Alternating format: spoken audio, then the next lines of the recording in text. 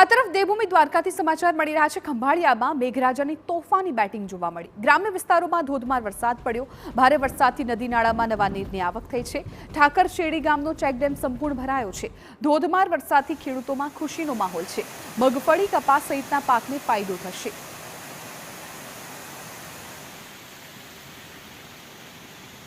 તો આ દ્રશ્યો દેવભૂમિ દ્વારકાથી સામે આવી રહ્યા છે કે જ્યાં તમામ નદી નાળાઓ છલકાયા છે, જેને કારણે શેરડી ગામનો જે ચેકડેમ છે એ ભરાઈ ગયો છે। મેઘરાજાની ધમાકેદાર બેટિંગથી ખેડૂતોમાં પણ ખુશી છે। દેવભૂમિ દ્વારકા જિલ્લાના મુખ્ય મથક જામખંભાળિયા પંથકમાં મેઘરાજાની શાહી સવારીથી અનેક નદી નાળાઓ છે તે ગ્રામ્ય વિસ્તારમાં છલકાઈ ચૂક્યા છે। ખાસ કરીને વાત કરવામાં આવે તો જે ઠાકર શેરડી ગામ છે તે ઠાકર શેરડી ગામે આવેલો જે ચેક ડેમ છે તે ચેક ડેમ સંપૂર્ણ ભરાઈ જતા આહલાદક દ્રશ્ય છે તે સામે આવ્યા છે।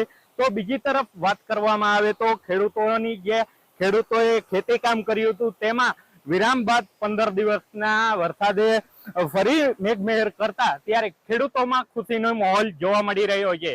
જય ગોસ્વામી, TV9 દેવભૂમિ દ્વારકા।